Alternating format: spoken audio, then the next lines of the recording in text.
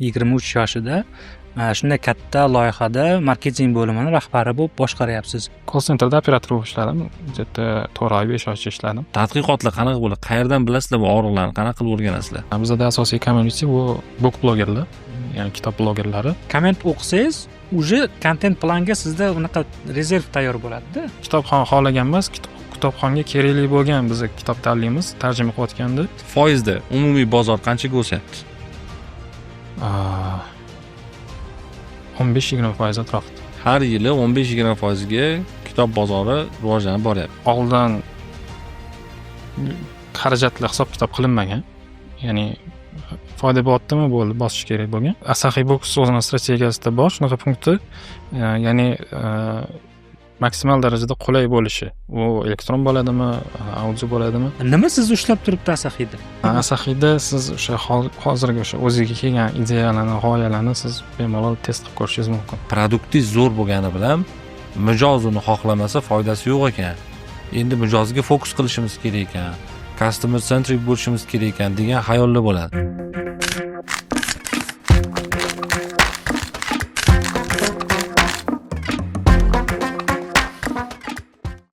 Salom, ismim Mehrojiddin, Kubik podkasti asoschilaridan biriman. Biz 2024-yil davomida 3-4 mavsumlarda tasvirga olishni Isomedia jamoasi bilan birgalikda hamkorlikda amalga oshirdik. O'ylaymanki, barcha sonlar sizlarga ham manzur bo'ldi. 2025-yilda siz o'zingizni mutaxassis sifatida jamoangizning xizmatlarini, mahsulotlarini Reels podkast formatida ko'rsatib bermoqchi bo'lsangiz, Isomedia jamoasini hamkorligini taklif qiladi. Ular bilan birga ishlab ko'ringizlar. Umuman olganda ular qisqa vaqt ichida maksimal katta yordam bilan sizlarga yordam beradi. Isomedia jamoasini tavsiya qilamiz.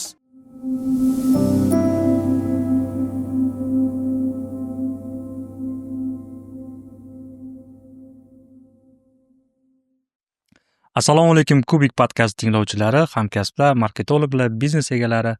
Sizlarni navbatdagi podkastimiz sonida ko'rib turganimiz juda ham xursandmiz. Bugungi podkastimizni 5-mavsumni davom ettirgan holda o'zidan ham ko'ra loyihalari shov-shuv bo'ladigan, o'sha shov-shuvli loyihalarda proyektlarni orqasida turgan marketing bo'limida ishlovchi menejerlarni, ularning rahbarlarini taklif qilganmiz. Bugungi podkastimiz mehmoni hammamiz biladigan shu milliy brendga aylanib qoldi deb adashmay ayta olamiz. Asaxiy brendini marketing bo'limi rahbari Miraziz aka Mirtolipov tashrif buyurganlar. Bugungi podkastimizda bizga mehmonlik qiladilar, ham ustozlik qiladilar. Habibulla Sadullayev, xush kelibsizlar podkastimizga. Assalomu alaykum. Rahmat taklif uchun. Xush kelibsiz podkastimizga. Shu aytganimizdek, shu 5-mavsumda asosan biza shu o'zidan ham ko'ra loyihalari shov-shuv bo'lgan, o'sha shov-shuvli loyihalarning orqasida turgan, ya'ni o'zi ko'rinmaydi-yu, lekin ularning mehnati, nima deydi, kasbga bo'lgan fidoyi insonlarni olib chiqmoqchimiz. Ko'pchilik aytadi, buni bu oldingi podkastlarda ham aytganmiz. Yaxshi marketolog yo'q deydi. Yaxshi marketolog siz ko'rmasangiz bu yo'q degani emas. Bizda zo'r marketologlar bor, faqat ular shunchalar ish bilan bandki, mediaga chiqishga yoki boshqa narsa qilishga imkon bo'lmasligi mumkin. Xush kelibsiz. Mani to'g'risi hayron qoldirdi. Nima narsa? Savollarimiz bor, endi ungacha endi menga qiziq. 23 yoshda ekansiz-da? Bu 2002-yil degani bu to'g'rimi? 23 yoshida shunday katta loyihada marketing bo'limini rahbari bo'lib boshqaryapsiz. Hozir suhbatdan oldin ham gaplashdik. Faqat kitobga qaramayman, butun Asahiyda marketing proyektlariga, ishlariga qarayman dedingiz. O'zi qanaqa marketingga kirib qolgansiz? Yo'lingiz qanaqa bo'lgan? Qanaqa qilib marketing bo'limi rahbarligigacha yo'lni bosib kelgansiz? Kim o'rgatgan, kimdan o'rgangansiz? Bo'lib ham juda ham talabchan bo'lgan bir Feruz Allayevni loyihalarida marketing bo'limi rahbarligi, chunki u kishining o'zlari ham ancha-muncha marketingdan bilimlari bor, ilmlari bor, farqiga yetadilar. O'zi marketolog biznesmenda u kishi. Har bitta biznesmen o'zi marketolog bo'lishi kerak-ku. Shunaqa. O'zi omadim kelib qolgan desa ham bo'ladi. Karantinda o'tiribman, zerikib ketdim o'zi uyda o'tirib. O'sha paytda endi o'qishga kirgan paytim edi. Turinda o'qigan ekan. Turinda o'qiganman. Imtihonlarni topshirdim. Endi qiladigan ishim yo'q. Keyin o'qishga kirsam ham kontraktini to'lashim kerak. Keyin qo'shnimni qarasam, kitob tashib turibgan ekan. u paytda o'zi asaxiy bilmasdim. Ha. Borib keyin qarashdim. Aytib qoldi: "Men ishdan ketyapman, xohlasang o'rningga qo'yib ketaman." Mayli, bitta ko'raman dedim-da bordim. Borsam o'zi sklad ishchisi bo'lib, ya'ni kitob tashiydigan, zakaz yig'adigan shunaqa bo'lib borgan edim. O'sha kunni o'zida boshqa yana bitta xodim kelib qoldi. O'shani kunni o'zida almashtirib yuborishdi mani call centerga. Uni skladga o'tkazishdi. Feruza aka bilan kirib gaplashdim, suhbat bo'ldi. Gaplashganimizdan keyin ertaga keling, anaqa ishlab ko'rasiz. Call centerda operator bo'lib ishladim. Где-то 4 oy, 5 oycha ishladim. Keyin communityga o'tib ketdim. Community menejer bo'lib ishladim. Ishlab yurgan paytimda, yaxshi ishlab yurgan paytimda marketologimiz ketib qoldilar. Ba'zi sabablarga ko'ra. O'sha paytda srazu odam topish kerak bo'lib qoldi. Ichkaridan odam qidirildi. O'shanda ikkita odam bor edi. Ya'ni marketing ya'ni bo'limni boshqara oladigan ikkita odam bor edi. Men yoki bo'lmasam bitta Mirodil degan sherigim. Ular hozir operatsion direktorlar. Men marketing bo'limini boshlig'iman. Shunaqa qilib marketingga kirib qolganman. Boya ham siz bilan gaplashganimda aytdim, o'zi yo'nalishim mexanik injener. Mexanik injenerlik bo'yicha o'qiganman. Marketingga o'tgandan keyin ko'rdim, o'rgandim. Qarasam, ancha menga to'g'ri keladigan, ancha foydali ishlar qila oladigan yo'nalish. O'shanga o'qishimni tashlab, mexanik injenerlik bo'yicha o'qishimni tashlab Turinga marketingga o'tganman keyin. O'qish tashlab yuborgansiz. O'qish tashlab. O'zi Turinga kirgan talabani oldida ikkita yo'l turadi. Yo o'qishi kerak, yo ishlashi kerak. Shunaqa. Chunki o'qish uchun ishlashi kerak. Shunaqa. Endi shu yerda qo'shib ketishim kerak. Endi shu odam gapirdi, to'g'ri ekan deb aytishmasin. O'qish tashlagan bu hamma o'qish tashlasin degani emas. Men majbur bo'lganman, tashlaganman. Hozir уже qidiryapman marketing bo'yicha o'qishni. Bakalavr, magistr o'qiyman, niyatim bor. Bu o'qish kerak emas degani emas. O'qimasa ham shu darajada yursa bo'ladi degani emas. Просто omad kelib qolsa, yo'li ochiq bo'lib qolsa, mana shunaqa katta lavozimga chiqib, ishini eplab keta olishi mumkin, lekin o'qisangiz bu tezlashadi. Sizga yaxshiroq. Shu o'rinda Feruza akani ham adashmasam Feruza aka aytgandi, bir podkastda ko'rib qoldim. Talaba bo'lish yoshga 4 yil umr beradi, limit beradi. Ya'ni jamiyatni bosimidan saqlab qoladi. Chunki u talaba o'sha paytida talaba o'zini yo'lini shakllantirib olish kerak. O'qisa shuncha yaxshi universitetda shu nima deydi, job ustidan shu bo'lsa kerak-da, menimcha yo'lini topib olish. O'zi bugun ham ko'p bahslar bo'ldi. Oliy ta'limni o'sha job bo'lsa nima? Job ustidan deganda asosiy vazifasi nima, talaba uchun nima beradi bu deganda, endi o'zingiz fikringizni ham hozir aytasiz. Siz uchun nima edi u, nima uchun tashladingiz, ya nima uchun yana qaytib o'qimoqchisiz? Hozirgi jamiyatda bu ya'ni bir ijtimoiy qanaqadir bir pog'ona. Oliy ta'limda diplomim bor degan narsa qanaqadir boshqa darajaga olib chiqadigandek nazarimda. Lekin bu omma uchun. Shaxsan men uchun bu dunyoqarash. Dunyoqarashni o'zgartirib, odam o'zini bir ichidagi ustunini qo'yib beradigan bir dargoh deb bilaman. Nimaga? Chunki bu yerda o'ziga o'xshagan bitta usloviyada nima deydi, hammani imkoniyatlarini bir joyga jamlab shu 0 nuqtani chizib beradigan joy deb bilaman-da. O'sha joyda ko'radi keyin kimni tanish bilishi bor, kimni tankasi bor, kimni boshqasi bor, buni nima imkoniyatlari bor. O'sha narsalarni ko'rib, ular bilan birinchi marta hech bo'lmaganda shu fanda bir yaxshi baho olib, natija qilish uchun birinchi marta go'dak o'smirlikdan o'tib, haqiqiy raqobatga kirishadi. Go-go'ni tushunishni boshlaydi. O'sha joyda keyin u bolada yo stержень shakllanadi, yo butkul yo'ib ketadi. Haqiqiy bitta tegirmon toshi desak, shu bir katta hayotga o'tishdan oldin tornado qismi bitta bosib o'tadi. O'sha joyda agar odam o'zini bir ichki samotsenkasini saqlab qolib, rivojlantira olib, o'zini ustida ishlab, nimagadir erisha olar ekanman, yutar ekanman degan narsani o'rgansa va bu yutuqqa erishishimiz uchun menga disiplina bo'lish kerak ekan. Ya'ni qat'iyat, intizom, tartib bo'lish kerak ekan. O'sha katta ishni ham kam-kamdan har kuni qilib borsam natijaga erishar ekanman. Komandada ishlash bunaqa bo'lar ekan, mustaqil ishlash bunaqa bo'lar ekan degan ko'nikmalarni yig'adigan joy deb bilaman. Meni qarashim shu. Va bu uchun shu sharoit yaratib beradigan istalgan bir universitet yaxshi universitet hisoblanadi deb o'ylayman. Bu chet elnikimi, O'zbekistonnikimi, xususiymi, davlatnikimi farqi yo'q. Muhimi o'sha mardi maydonni yaratib bersin.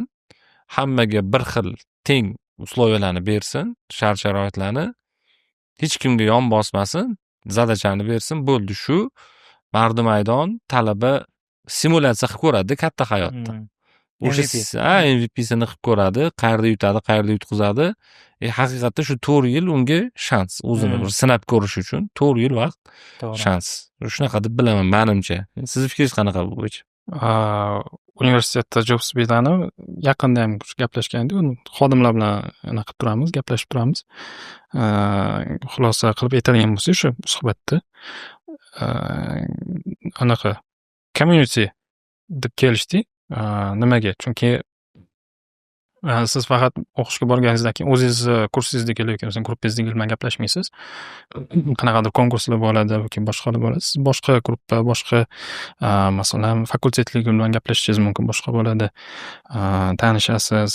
Ular ham faqat siz turgan joydan turib kelmaydi, boshqa viloyatdan yoki boshqa shahardan, boshqa davlatdan keladiganlar bo'lishi mumkin. Ular bilan gaplashganingizdan keyin ham o'zingizda qanaqadir dunyoqarash shakllanadi. O'qish tugagandan keyin ham nechadir yil o'tgandan keyin ham sizda tanishlar bo'ladi. O'sha tanishlar orqali ham siz keyinchalik o'zingizda foydali anaqa ishlatsangiz bo'ladi. O'zingiz foydangizga qarab turib ishlatsangiz bo'ladi. Bitta kitob bor edi, "Важные годы", o'zbekcha hali tarjima bo'lmagan. O'zimizdan Azaqiyda bo'ladi-yu. tavsiya qildim, lekin hali ko'rib chiqishmadi menimcha. "Важные годы" degan kitob. Bu yerda o'sha именно shu o'smirlarga hayot yo'lini tushuntirib beradigan, ya'ni hozirdan nimaga boshlash kerak? Hozir mana 20 yoshdan 30 yoshgacha eng muhim vaqt deb tushuntirib bergan, eng muhim 10 yil deb tushuntirib bergan. Nimagaligini ko'rsatib bergan o'sha yerda. 3 ta bo'lim bor. O'sha bitta bo'limida именно shu universitetni tushuntirib bergan. Bitta qiz o'ylanib yuradi, что universitetga boraymi, bormaymi? O'rta anaqa yigitim bor. Yigitim ham bestolkovый. Shunaqa deb psixolog oldiga borsa, u psixolog tushuntiradi. Mana shunaqa universitet foydalarini tushuntirib beradi. O'sha yerda aytgan mana shunaqa community, faqat sen o'qish uchun bormaysan, tanish orttirasan. Natijasini ham ko'rsatib bergan. Oxirida natijasida o'sha universitetga borib o'qib, tanishlar orttirib, katta lavozimlarga erishgan o'sha qiz. Ya'ni o'sha yigiti bilan yurganda, yigiti bilan gaplashib anaqa qilganda, u o'sha pastda qolib ketishi mumkin edi, lekin universitet uni ko'tardi, tanish orttirdi. U yerda alohida studiya ochdi, keyin o'zini orzulariga erishdi. Umuman olganda o'sha universitet o'sha boya anglagan o'zi anglab yetsa, o'sha ichidagi menini topib oladigan bo'lsa, u ishga keyingi ishlari osonlik bilan erishib boradi. Baribir uni tagida izlanish, o'rganish, bilimga bo'lgan chanqoqlik, sabr, mehnat degan narsalar baribir yotadi. Shu joyda sizni o'zingiz meningizni anglashingiz qanaqa bo'ldi? Mana call centerda ish boshladingiz. Asabiy ish. Juda ham bir nima deydi, challenging-da ingliz tilida aytadigan bo'lsak, har kuni bitta narsani takror tushuntirish, keyin 10 marta tushuntirganingizdan keyin 11-chisi shu tomchi bo'lib tomadi, portlaydi keyin asab. Juda xotirjamligingizdan ko'rinib turibdi o'zi. Call centerda ancha yaxshi ishlaganligingiz. Lekin o'sha shift, ya'ni 4-5 oy ishlab, keyin boshqa bo'limga o'tdim, ya'ni rivojlandim, o'sdim. Ko'pchilik yillab qolib ketadi-da. O'sha shiftni asosiy nuqtasi qayerda, qanaqa o'sildi? Yo sizga Asaqiyda shunaqa bir yaxshi mentor bormidi? Uka, sen hozir o'sadigan vaqting keldi, bu yoqqa o'tgin deb kimdir sizga ko'rsatib yubordimi yo'lda? Nima bo'ldi shu? Mentor shu kelgandan beri Firuz akamiz edi. bizada deganim o'sha bitta man emas, bunaqa o'sgan bir nechta xodimlar bor. Oddiy anaqada pog'onadan boshlab o'sha katta top menejerga chiqqan. Feruza aka shu yo'l ko'rsatib bizaga hozir ham yangi xodim keladigan bo'lsa, даже stajirovka keladigan bo'lsa ham ularga yo'l ko'rsatib, o'qishga kitob berib, yaxshi ishlamasang ham, oxirida yaxshi xayrlashmasa ham, oxirida nimadir qoladi senda. O'shaning uchun kitob o'qigin deb majburiy kitob o'qish qanaqasi bor bizada. Siz aytgandek hozir shift ham paytida bo'lib qolganman-da call centerda. U paytda bizada bo'lim ikki xil bo'lim bo'lardi. Call center ham ikkita edi. Birinchi telefon qilganingizda asosiy call centerga kelib tushardi. U yerda asosan texnikalar sotilardi. Keyin kitob so'rashsa, уже bizga o'tkazishardi. U yerda ikkinchi отделda, ichkari отделda ikkita dona odam ishlardi. Men bilan hozirgi operatsion direktor. Shunaqa payt bo'lgan. Quloqda telefonda gaplashib, qo'lda klaviaturada biz javob berganmiz. Telegramda javob berganmiz. Keyin zakazlar qanaqadir muammo bo'lib qolsa, uni hal qilish kerak bo'lgan. Bir xil payt otimizni so'rasa, SMS kimga desa, esimiz achib qoladi. Shunaqa stressda menga dedik hata degan prikol chiqdi, o'shani qo'yib yuboramiz. Shunaqa stress juda ham katta bo'lardi. Shunaqa shift bo'lgan. Communityga o'tkazib yuborishgan. Faqat chatda javob berardim. Erta shunaqa yaxshi edi. Moslashtirib olgan edim. Ertalab vaqtli 1 soat, 2 soat vaqtli kelardim-da, hammaga javob berib chiqardim. Erta 100 tadan shu 150 tacha odam yozgan bo'ladi. Hammasini yozib nol qilib chiqardim. Keyin asosiy ish vaqtim boshlanguncha bemalol hali hech kim uyg'onmagan, choy ichib, kofe ichib, kino ko'rib xolasam bemalol dam olardim-da. Уже keyingi etapda уже ish vaqti boshlangandan keyin uncha ko'p yozmas edi. Bitta yozganda u sizga uncha bilinmaydi. O'shani qilib o'zimni moslashtirib ishlardim. Shunaqa ishlab yurgandan yana bitta shift bo'ldi, marketingga o'tish. Marketingda ham o'tganimda unaqa katta bosh og'riqlar bo'lmas edi. Faqat SMM bilan shug'ullanardim marketing. O'zi SMM tushunmas edim, но SMM o'shandan keyin o'rganganman. Feruza akaning o'zlarini bloglarini, keyin shu o'zimizning kanallarni o'rganganman. Qanaqa postlar qilingan, nimalarga e'tibor berilgan, tekstlar qanaqa yozilgan, hammasini o'rganib, keyin shunaqa o'rganib ketganman. SMM deganingizga boya ham aytdik. Biz o'zimiz komandada siz bilan gaplashgandan keyin unaqa bo'ldi. Asahida marketing bo'limi rahbarini chaqiryapmiz podkastga desam, nimasini chaqirasizlar? SMM ham normal emas-ku ularni deyapti-da. Bu tanqid qanaqa deb javob berasiz? SMMlar normal emas-ku ekan-ku. Shunaqa hammaga o'xshagan emas, ya'ni sal orqada qolganmiz. Buni nimagaligini tushuntirib beraman. Shu hozirgi aytganimdagi SMM bilan shug'ullangan, faqat post, ya'ni SMM ham qanaqa, u SMM ham ichiga kirsangiz katta narsa. Faqat post chiqarish. Post chiqsa bo'ldi deydi. U sotuvga bog'lab qanaqadir aksiyalar o'ylash, boshqalar o'ylanmagan. Faqat e'lonlar chiqsa bo'ldi deydi. Shu bilan shug'ullanganman. Keyin o'tirib o'ylaganman, hozir post chiqarib o'tirsam, bu yerda menga hozir lavozim bergan foydasi yo'q. Oddiy ishchi bo'lib qolib keturaman. Nimadir qilishim kerak. Keyin o'qib chiqsam, bu yerda faqat SMMdan tashqari boshqa bo'limlar ham bor. O'shalarni o'rganib chiqib, marketing komandasini, marketing tizimini qurishni уже boshlaganman. Hozir 3,5 yildan oshdi marketingda bo'lganimga. Boshidagi bilan solishtirsa ancha o'zgarish katta. Hozir bizda masalan SMM bor, PR bo'limi bor. Keyin dizayn bo'yicha alohida bo'lim desa ham bo'ladi. Nimaga?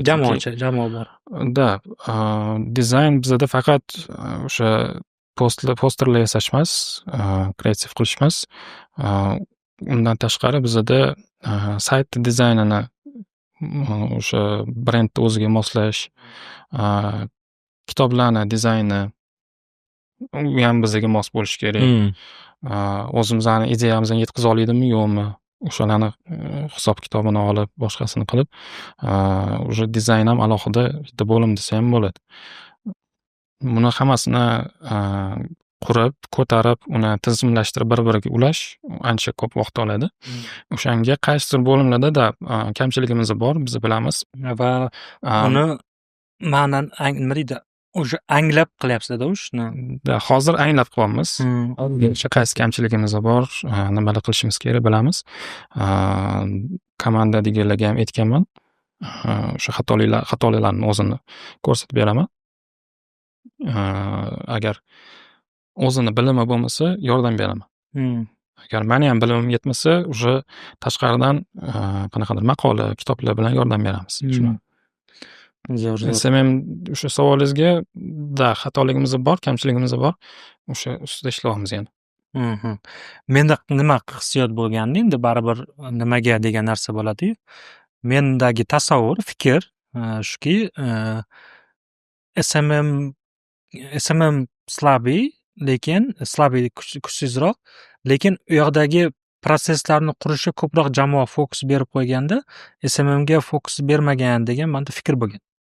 Ya'ni ichkaridagi mijozdan zakaz tushgandan boshlab proseslar ulab ketishgacha marketing bo'limi shu bilan band bo'lib qolgan.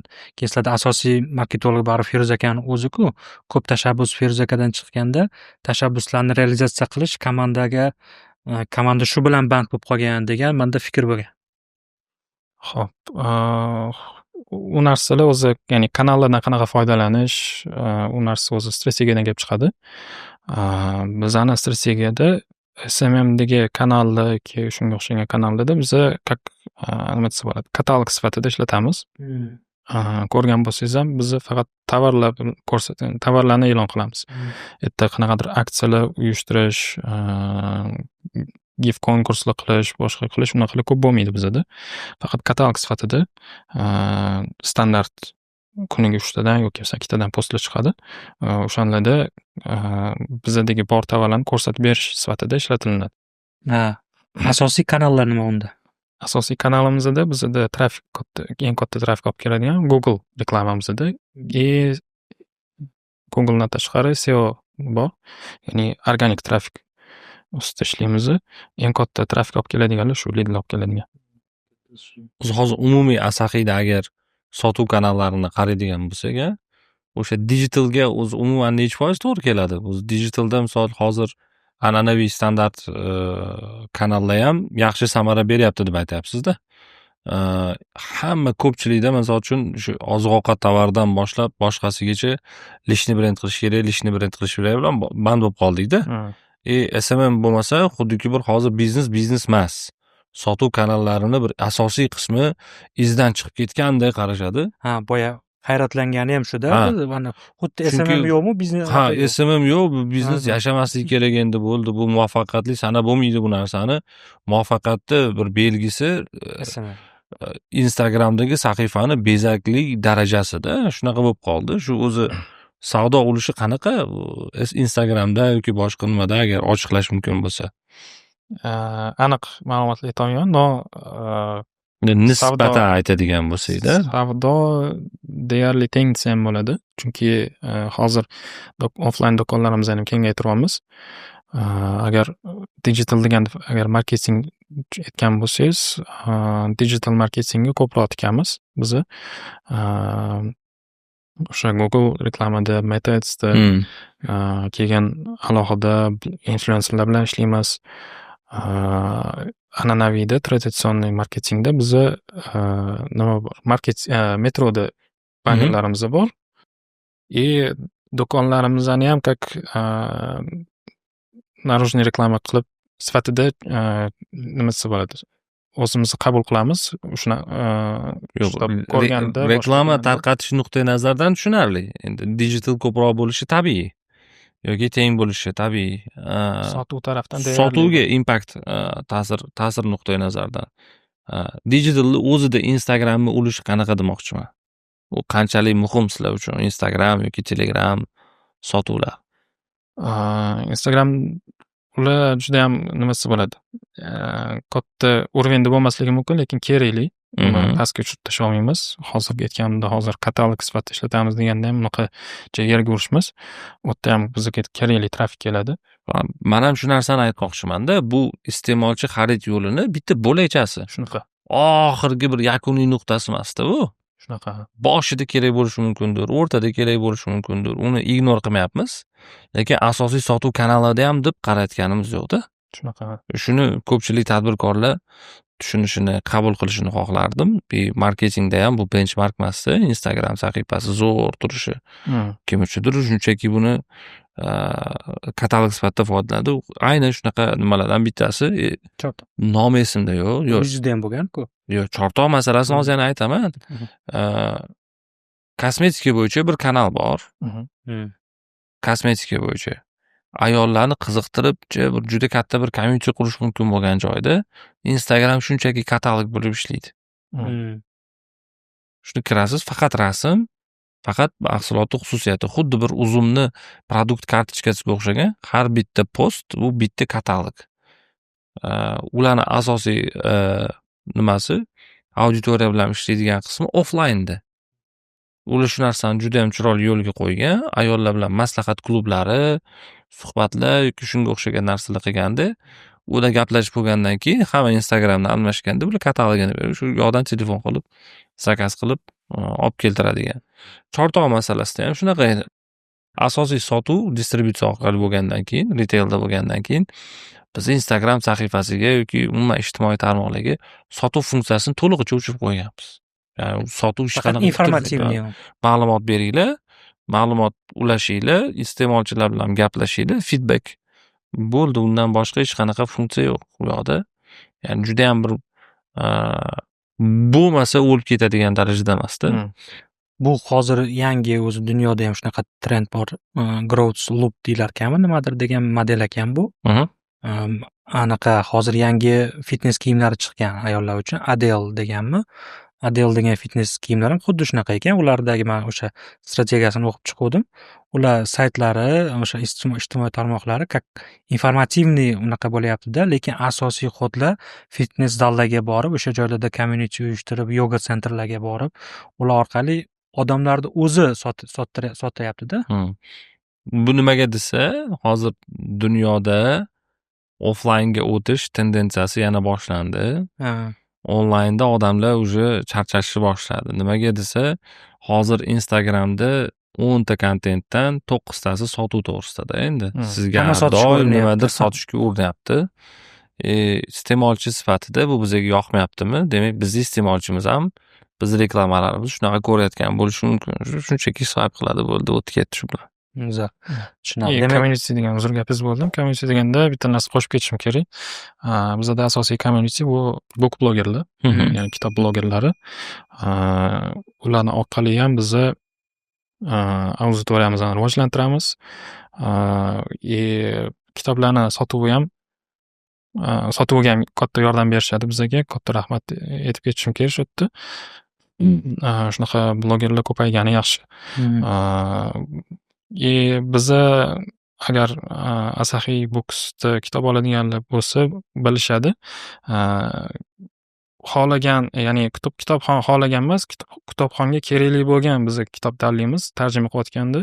Xohlagan kitob bo'lsa, oddiyroq qanaqadir badiiy kitob yoki bo'lmasam qanaqadir diniy kitob bo'lishi mumkin. Yoki turkcha kitob. Turkcha kitob bo'lishi mumkin.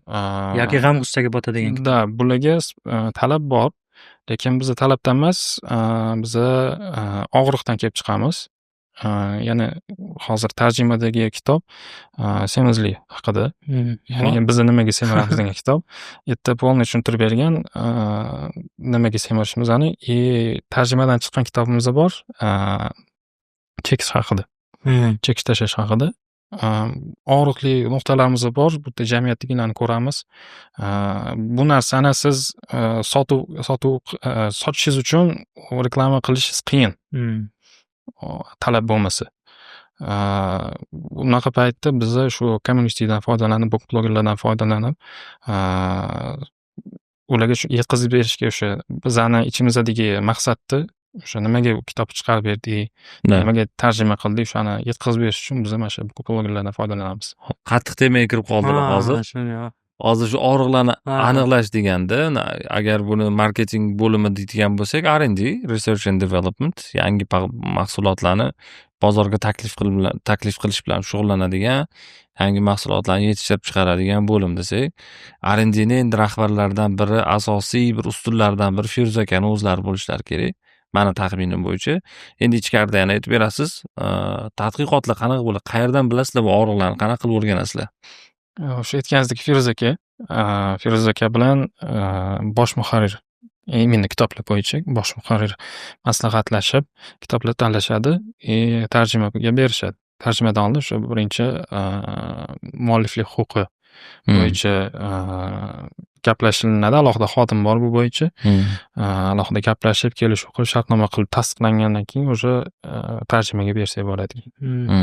O'zi hamma kitoblar zotan tirik bo'ladi. Uzoq yashaydi chunki ular. Agar yaxshi kitob bo'ladigan bo'lsa. O'zi bu yerda ikkinchi tomoni, man o'sha Feruz aka ham ko'p aytadi suhbatlarda, ko'pincha men taklif qilaman kitoblarni, ko'pincha unaqa qilaman. Shu oxirgi paytlar bu tendensiyani o'zgartirdim. Oxirgi payt bir yilda bitta kitob meni xohishim bilan bo'lyapti. Qolgani jamoani unaqa izdanishi, o'rganishi, tadqiqot natijasida bo'lyapti dedi. Man nimaga Asahi Books yaxshi qilaman, hurmat qilaman, umuman Asahiyni. Ular trendni orqasidan quvmaydi-da, trend yaratadi.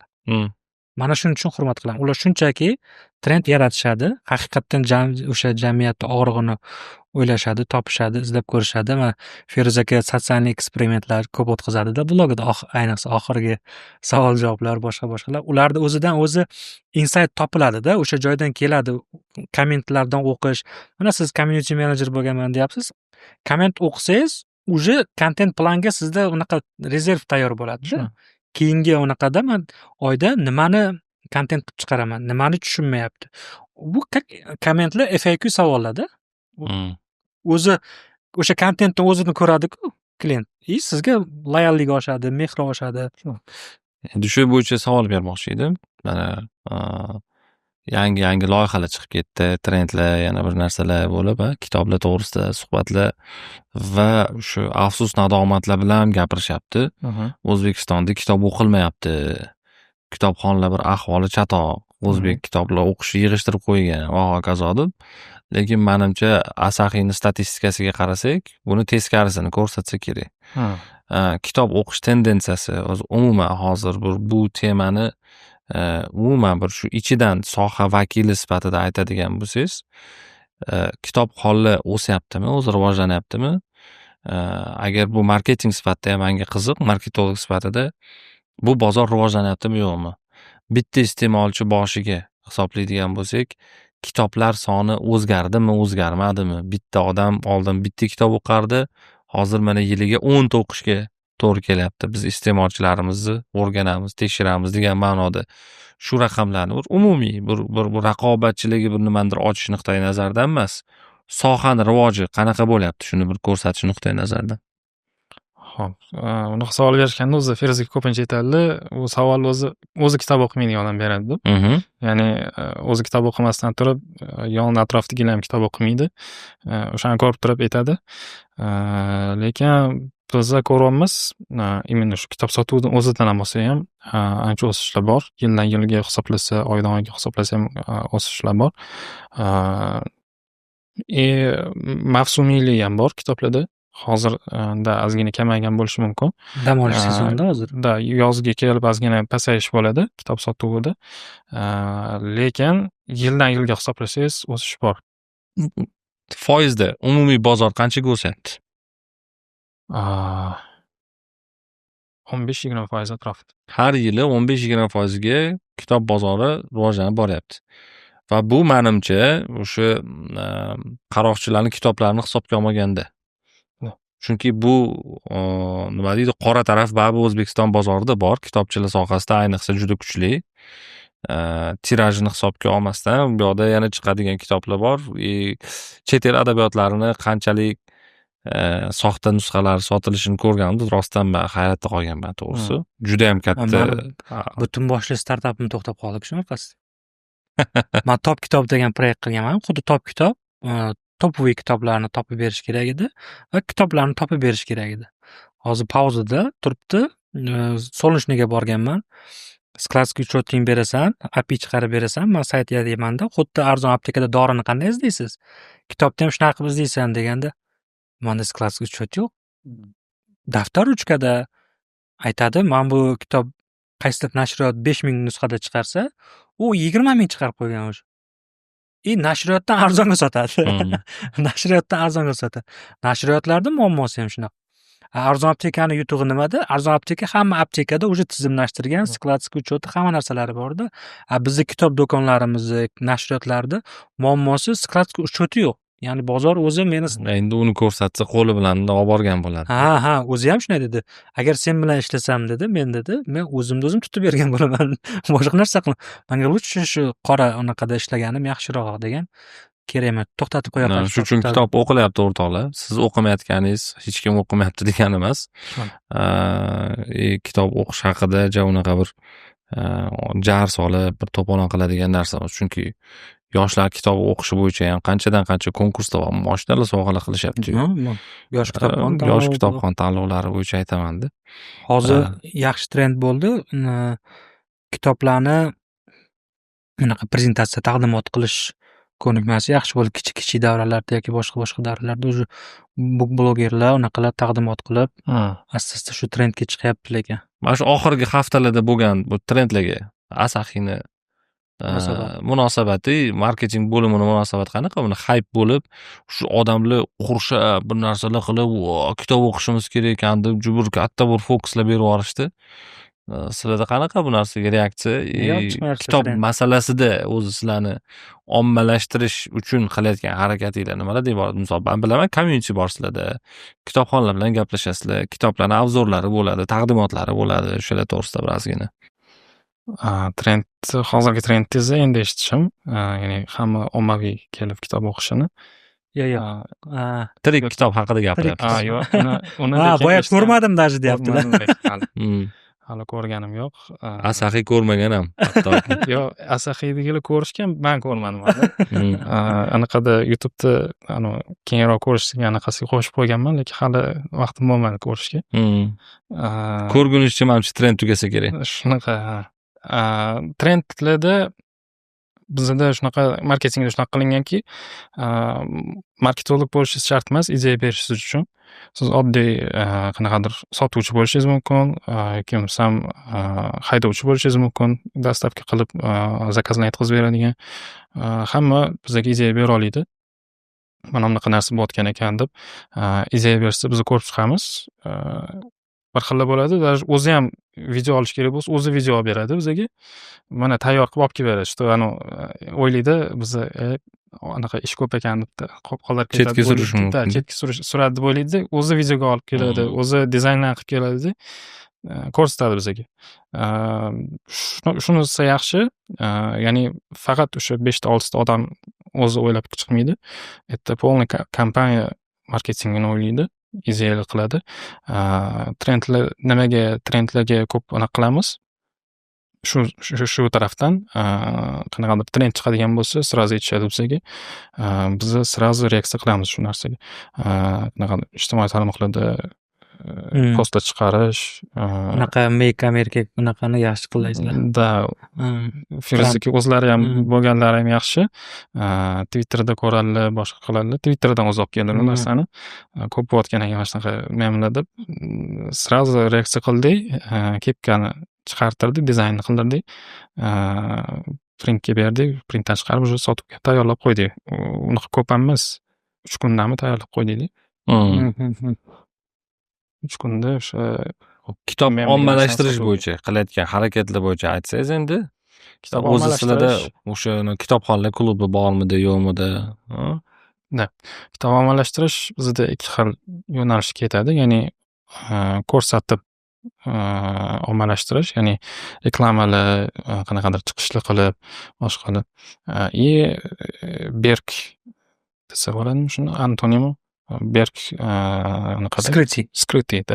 skrytий reklamalar qilib, nimasi bor? Asahiy Books kanalimizga kirsanglar, o'zi deyarli hamma anaqamizda postimizdan tagida hozir описание qilib ketyapmiz. Bitta sabab berib, mana shunaqa bo'lish uchun 2 mahal kitob o'qish tavsiya etiladi. Bu narsaga nimaga keldik? Tish pastasini keslarini o'rganib chiqdik. Bu yerda hozir mana aytishadi, doktorlar ham hozir tavsiya qiladi, ertalab kechqurun yuvish tavsiya etiladi. Чтобы tishingiz sog'lom bo'lish uchun, tishingiz oq bo'lish uchun deyishadi. Lekin bu hech qanaqa ilmiy tasdiqlanmagan ekan. Просто kimdir qaysidir bitta tish pastasini kompaniyasi reklama qilgan, ya'ni marketing kompaniya qilgan. 2 mahal tish yuvsangiz mana shunaqa foyda bo'ladi. Sotuv 2x bo'lishi uchun aslida. Sotuv o'ylab qilingan. Biznesda Shunaqa darajada katta bo'lib ketganki, уже doktorlar ham уже tavsiya qilish boshlagan уже. Hozir ham ko'rsangiz bo'ladi, mana shunaqa 2 mahal yuvib yuring deb aytishadi. Biz ham shunaqa sekin skryptli reklamalar bilan boshlab, Odat shakllantiryapmiz hozir. asosan shunlarga urg'u berasizlar. Undan tashqari bu narsani metroda ham anaqa qildik, ishlatdik. Metroda ham endi QR kod qilmaganimiz uchun ancha unaqa bilmadik-ku, yurib ko'ramiz, boshqa qilamiz, effekti yaxshi. Kitob olib o'qishyapti, telefonda ham ketayotganda ham просто o'yin emas, elektron kitob o'qishyapti, audio eshitishyapti, foydasi bo'lyapti. Menda yana bitta fikr bor. Fikr qanaqaki, o'zi Asaxiy internet saytini o'zi texnika sodasida asosiy daromad texnikadan keladi. To'g'rimi? Asosiy daromad texnika. Marja tarafdan texnika. Sotuv tarafdan kitob. Sotuv tarafdan kitob. Ya'ni ob'yom. O'zi Asaxiy kitoblari huk qilib olish uchun yaratilgan bir katta proyekt ichidagi mini proyekt deb bilaman men shaxsan qarashim bo'yicha. Bu qanchalik to'g'ri yoki to'g'ri o'ylayapman, noto'g'ri o'ylayapman. Ya'ni huk qilib olib olasizlar kitob bilan, keyingi texnikalarini ham yoki boshqa unaqa Asaxiy bor-ku degan fikr bo'ladi. Ya'ni uni kontakti qoladi-yu sizlarda. Chunki men rasilkaga yuborasizlar, qanaqadir bonuslar katta kompaniya bilan, Huawei bilan, Honor bilan yoki boshqalar bilan aksiya qilsanglar yoki 006 ga o'xshagan narsalar u damlar kelib turadi-da menga unaqa SMSlar. Endi loyiha ochilganda bilmadim nimalarni o'ylashgan. Kitob proyekt qilib ochishganda 2018 ochilgan, bu payt yo'q edim. Proyekt nima maqsadda ochishgan bilmadim. Ichkaridagi tizim shunaqa ishlaydi, siz aytgandek, asosiy nima desa bo'ladi. Magnit sifatida kitob ishlaydi bizda. Lead magnit sifatida. Undan keyin уже tavsiyalar, rekomendatsiyalar ishlaydi bizda uyog'iga. O'sha notifikationlar, keyin saytga o'ziga kirganingizda ham chiqib kelishi, bu yerda ham hozir oldin biz o'zi tavsiya qilardik. Hozir xodim o'sha, ya'ni foydalanuvchi o'zini istoriyasidan kelib chiqib bizga taklif qilishni boshlaymiz. Ya'ni u ham rekomendatsiya. Sinchilik bilan shunaqa ishlatyapmiz. Bu ham nima desa bo'ladi? O'sha qo'shimcha sotuv sifatida ishlaydi. Qadamlarni osonlashtirib beradi, sotuvgacha bo'lgan qadamlar. Ichkaridagi tizim shu siz aytgandek, tasvirlab bergandek ishlaydi. To'g'ri o'ylagan ekanman. O'zi tendensiyalar qayerga qarab rivojlanyapti? Mana hozir umuman kitob sohasida marketing qanaqa ishlayapti dunyoda? Bizda qanaqa rivojlanishi mumkin? Uni istiqbollari qayerda? Audio misol uchun bir paytlar juda bir wow bo'lib qabul qilinishuvdi, lekin bunaqa ulushi juda katta emas. Elektron kitoblarniki ham yoki o'sha Kindle versiyalar ham juda ommalashib, populyar emas, baribir odam shu varoli kitobga qaytadi-da, oxir baribir shunga qaytyapti. O'zi kutuvlar qanaqa, tasavvurlar qanaqa, Asaxiy Books qaysi tarafga qarab yurmoqchi? Strategiyani qayerga tanlagansizlar? Asaxiy Books o'zining strategiyasida bor shunaqa punkti, ya'ni maksimal darajada qulay bo'lishi. U elektron bo'ladimi, audio bo'ladimi, kimga qanaqa qulay bo'lsa, o'sha yo'nalishda ketib, ya'ni hamma yo'nalishni rivojlantirib, qulaylashtirish planimizda shu. Qog'oz kitob o'qigandan keyin уже elektron kitobga o'tib, yana qog'ozga qaytadi deyish qiyin, chunki hammada har xil. Men ham misol uchun, даже Firuz aka ham hozir ko'rmaganman qog'oz kitob o'qiganlarni, elektron kitob o'qiydi. Bu narsa texnikani o'zini imkoniyatlaridan kelib chiqib qanaqadir to'siqlari bo'lishi mumkin. Hozir mana siz biz mana o'zbekcha kitob tarjima qildik. Uni Kindle'ga sразу chiqarib yuborolmaymiz. Chunki uni o'zini chegaralari bor, qanaqadir talablari bor. Uni приложение yaratish u yerda. Keyin agar u yerda ham nima desa bo'ladi? Cloudlardan bulutli anaqalardan serverlardan foydalanib, tizimlardan foydalanib o'zingiz yuklayman desangiz ham, uni biz ruxsat bermaymiz, chunki tarqab ketishi mumkin. Piratskiy bo'lib ketadi o'sha yo'q. Shunaqa kamchiliklari bor, chegaralari bor. O'shanga agar bunaqa chegaralar kamayadigan bo'lsa, yumshaydigan bo'lsa, bu bemalol yana ham rivojlanib ketadi. Elektron kitob, audio kitoblar. Audio kitobga xarajati katta. Uni alohida studiya bo'lishi kerak, alohida o'qiydigan odam bo'lishi kerak, alohida vaqt ketadi unga ham. O'shanga xarajatda resurs kattaroq ketadi. Elektron kitobda siz kitob tarjima qilganda baribir ham elektron ishlatasiz. PDFda birinchi tarjima qilinadi. Kelganda uni ichkaridagi o'zini dizaynlari, InDesign'da siz sразу aniq qilasiz, konvertatsiya qilasiz bo'ladi EPUBga. EPUB bu o'sha именно chitalkalar, ya'ni readerlar tushadigan format. U osonroq. Elektron kitob sразу chiqaramiz. Audio kitobda sal uzilish bo'lishi mumkin. Shunaqa chegaralarning hisobiga rivojlanmayotgandek ko'rinishi mumkin, lekin kelajagi bor yo'nalish bu ham. Unaqa Yandex Books ham Bookmate sotib oldi-yu. Aniqrog'i Yandex Bookmate'ni sotib oldida, Yandex Books qilib o'zini proyektning ichida proyekt qildi. Keyin men xursand bo'ldim. Asaxiy bilan ham ishlabdi, sizlar bilan ham ishlabdi. U yoqqa ham bepul kitoblar qo'yibsizlar. Ya'ni shunda bildim.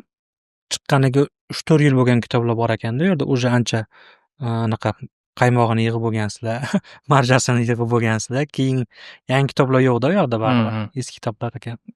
Da, uni ham o'sha bitta hammaga mutolaaga ham shunaqa berganmiz.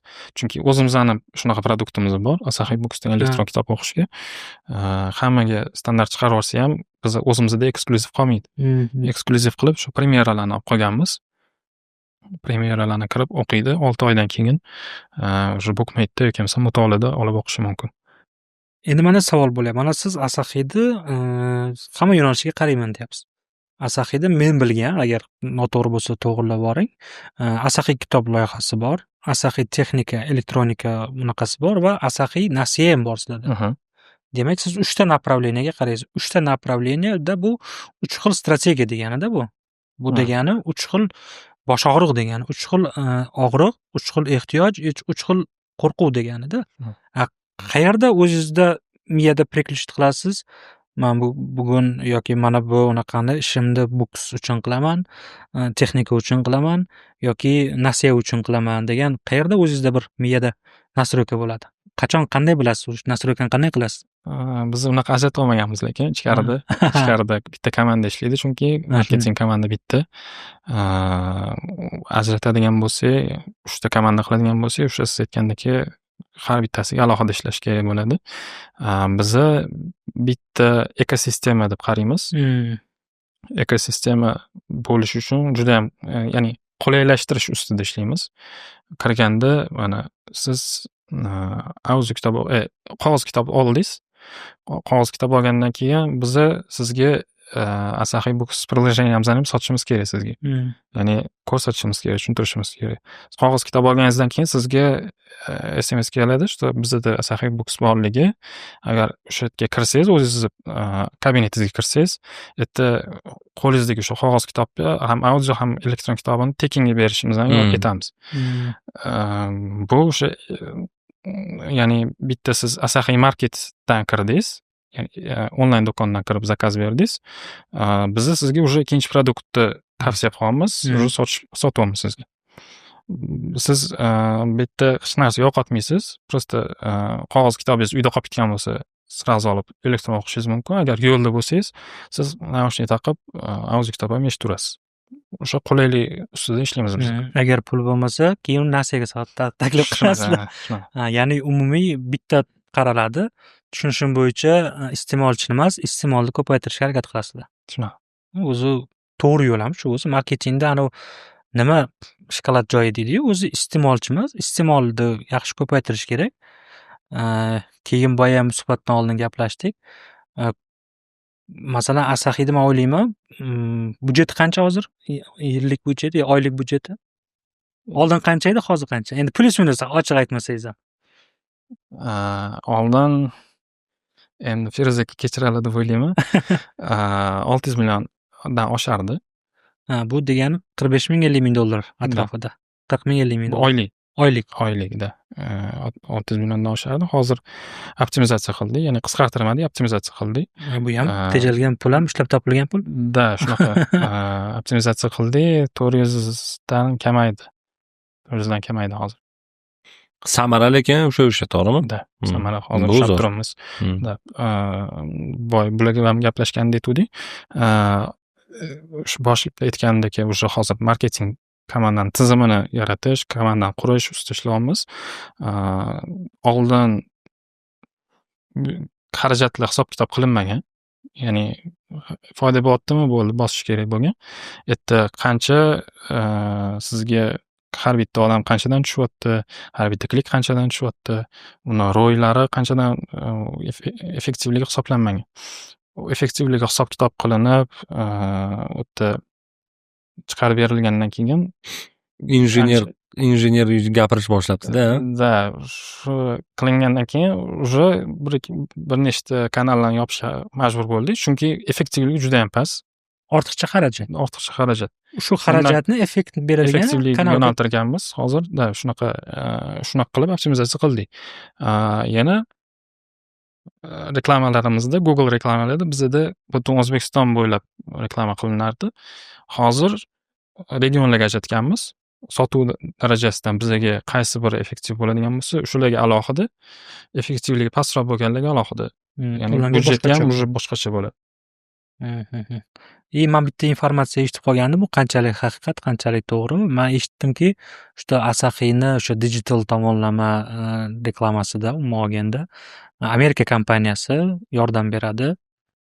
Menda savol, nima uchun Amerika kompaniyasi, nima uchun o'zimizning qora ko'zlar emas? Qora ko'zlar sal keyinroq kelib qolishdi bizga. Chunki birinchi bo'lib o'sha Amerikaning kompaniyasi bizni Ukrainadagi ofisi bilan ishlaymiz. Promodo degan. Ular birinchi saytimizni SEOsini audit qilib berishdi bizga. SEO ularda o'sha boyaga aytgandek lead magnet bo'lib ishlar ekan, asosiy produkti. Shunaqa qilib bizani chaqirishdi. Ko'rdik, auditlari juda ham yoqdi, chunki kamchiliklari ko'rsatib berishga aniq qilib Tiyaning tarafdan. Shuni oldik, produktini olib ishlaganimizdan keyin yarim yildan keyin. Qarang-da, shoshma, mana shu joyda men gapingizni bo'laman-da. Tushunishim bo'yicha o'sha Amerikaning Ukrainadagi korxonasi sizlardan so'ramagan holda audit qilishgan va sizlarga taklif bilan chiqqanda, mana bunaqa xatolaringiz bor ekan, mana bu joyda bunaqa qilsangiz bunaqa bo'ladi, mana bunaqa qilsangiz bunaqa bo'ladi deb aytdi-da. Nimaga ular yomon ko'rib qolmagansizlar? Sizlar xatolarni topib beryapti-ku. Nimaga? Ukrainalik bo'lganligi uchun. Agar O'zbekistondan kimdir kamchiligingizni topsa, mana shuni kinoya qilganim sababi, hozir bizda birorta tadbirkorimiz oldiga borib, mana bunaqa xato ketyapti protsessingizda yoki bundan bunaqa desangiz, og'ayni, sen o'zingni ishni nimani qoylatib qo'ygansan? Bor deydi, unaqa qil. Biz lekin unaqa kamchiliklarni ko'rsatsa, tanqid qilsa, unaqa nima desa bo'ladi? Yomon ko'rib qolib urushib ketmaymiz. Men kinoya qilganim sababi shuda. Ochiq qaraymiz. Agar xatolik haqiqatan bo'ladigan bo'lsa, u osmondan olib mana shunaqa bor ekan deb o'zini tovarini o'tkazmoqchi emasdi. Seziladi-da o'zi. O'tkazmoqchi emasdi, sizni haqiqiy og'rigingizni topib, yechim taklif qilayotgan bo'lsa, sразу bilinadi bu narsa. Agar osmondan olib tiqishtirayotgan bo'lsa, u sizga yoqmasligi mumkin. U xatoingiz yo'q, siz ancha oldin to'g'rilagansiz. Ya'ni tekshirib chiqqaningizdan keyin u xato yo'q bo'lsa, уже ko'rinadi, u просто sizga o'tkazmoqchi, sotmoqchi. Bundan xulosa qilsa bo'ladiki, qiymatni ko'rsatib bera olsa, o'zi tadbirkor ham, biznes jamoa ham uni his qiladi, tushunadi va u bilan uzoq muddatli ishlashga intiladi-da. O'zi Shunaqa bo'lishi kerak o'zi qoidasi Shunaqa. bo'yicha ham o'zi shunaqa bo'lishi kerak. Yaqinda ana o'zimizga qaytdi dedingiz-a, targetda hozir shungacha target ham ularda bo'lgan ekan to'liq. Да, targetda o'sha именно Facebook, Instagramdagi targetlarni hozircha olib turibmiz. Bu ham o'sha aytganimdek optimizatsiyani anaqa orqasidan keldi. Chunki u yerda target ham bersangiz, u yerda agentlik komissiyasi bo'ladi. Komissiyasini ham kamaytirishimiz kerak. Shuni orqasidan ham ancha hozircha foydamiz bor, ya'ni moliyaviy tarafdan. Zo'r. Endi menda yana bitta savol, menga qiziq. Mana keldingiz, ertalab ishga keldingiz. Nima qilasiz kun bo'yi? Nima vazifani bajarasiz? Nima KPI'ingiz bor? Jamoaga, biznes egasiga nima otchot berasiz? Xo'p, KPI ham sotuvlar, zakaz soni, bu onlayndagi KPI. Do'konlarga, offlayn do'konlarga alohida KPI bor. Bular o'sha объемdan kelib chiqadi. Ya'ni summadagi объемini ko'paytirishim kerak. Asosiy oylik qiladigan asosiy ishim shu. Kunlikni oladigan bo'lsak, birinchi kelib email tekshiraman. Emailda yozishadi, takliflar bo'ladi u yerda. Keyin boshqa bizneslardan o'sha kommersiy предложение bilan chiqishadi. Bu korporativniy email. Да, korporativniy email tekshirib chiqaman. Keyin OZIF bilan tekshiraman. OZIF qayerda yozilishi mumkin bo'lsa, hammasini tekshiraman. Bu kartada bo'lishi mumkin, onlayn kartalarda, Instagramda, Telegramda hammasini tekshiraman. Bu yerda o'sha qanaqadir takliflar bo'ladi, ularni qanaqadir og'rig'i bo'lishi mumkin. Shularni o'rganib chiqib, keyin уже keyingi ishlarimga ta'sir qiladi bular. Ko'rib chiqaman shularni ketidan. O'zingiz uchun zametkaga olib qo'ygan, yaqin orada bo'lgan eng kuchli odzivlardan, shu yaxshi odziv bo'ldi, menga yaxshi insight berdi deganlardan. Yo'q, lekin eslab qolish unaqa yaxshi emas menda. Unaqa eslab qolmayman lekin. Zametkada yo'q? Yo'q, zametkada yo'q lekin. Ne o'qiysiz unda? Yo'q, u сразу unaqaga ketadi, komandaga ketadi. Kerakli odamlarga taqsimlanadi. Sразу ketadi. U unaqa eslab qoladigan emas lekin. Tushunarli. Zo'r. Demak, oyda oxirida sotuv bo'yicha va aylanmadan o'sha оборот qanchalik oshgani bo'yicha o'shandan отчет berasiz. Shunaqa. Jamoadan ham shu отчетlarni qabul qilib olasiz. O'zi ana rahbar marketingni tushunsa, ishlash osonda. Bu lekin bir tarafdan. Ikkinchi tarafdan rahbar marketingni tushungandan keyin ishlash qiyin. Chunki u biladi, tushunadi. O'sha joyda mana hisobotlar masalasida, takliflar masalasida o'shalar sizlar qanaqa kechadi? Ya'ni buni parlament tilida aytadigan bo'lsak, bir o'qishda tasdiqlandimi yo sizlarda unaqa diskussiyalar bo'lib, brainstormlar bo'lib turadimi? Yo'q, diskussiyalar bo'ladi u narsa. Ideya berishdi, hozir aytib ketay. Ideya berishdi, men unaqa yaxshi emasman. Men уже tizimlashtirish, operatsion ishlari bo'yicha yaxshi ishlayman. Qolganini boyagi aytganimdek, butun kompaniya ideya berishi mumkin. Даже Firzaga ham kirib ideya berishlari mumkin. Buni realizatsiya qilish, uni ustida tepasida turish mening bo'ynimda. Ya'ni yaxshiroq eplayman. Bu ham qarang, o'zini tanib olyapti-da. Da. Ideya berilganda sразу testlab ko'riladi. Unaqa o'ylab o'tirilmaydi. Kichkina auditoriyada testlashdi. Haqiqiy injener gapiryapti-da hozir. Hozir mendagi gipoteza gumon deydimi, fikr qanaqa bo'lgan? Asahidagi jamoa как anaqa Adizesda kodi bor-ku o'zi, pay. Unaqa u yerdagi marketolog integrator emas-da. U yerdagi marketolog konkret administrativ odam.